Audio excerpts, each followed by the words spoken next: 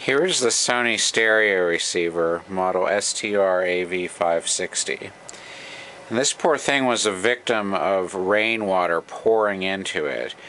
Probably about a year ago we had a severe rainstorm that came up suddenly, and we had left this on while we were away, and when we got home we found that rainwater had started pouring in. It was blowing in so hard it was pouring in on under the window, and it was just pouring into this stereo receiver, and it started smelling a burning smell and seeing sparks and smoke, and unfortunately the rainwater had shorted it out. It was such a violent storm, we didn't think that such a thing would happen, but unfortunately it did. So I brought this up here and have tried to fix it, but I haven't had any success yet, and I may have to give up on it for a while. I don't want to spend too much effort on this thing.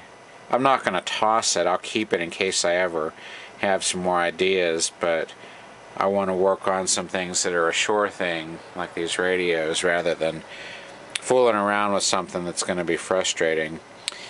But I found that a capacitor had blown apart, and this is a electrolytic. Let's see if it'll, I don't know if it can focus on it. It's a 0.01 electrolytic, or a 0.1 electrolytic. So I replaced it with a Mylar cap, which should be fine. This one back here you can see. And there was also some burned wiring on the circuit board, and it may be that it's just an open trace. It looked like the continuity was good, but I resoldered it. But when I turn it on here, it never goes out of the protection mode.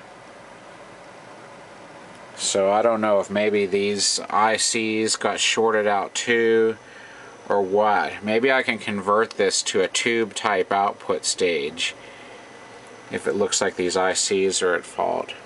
But it's just sad, because this was a really good stereo receiver. Maybe I'll be able to resurrect it, hopefully. But it just got shorted out due to a freak amount of rainwater that blew in through the window.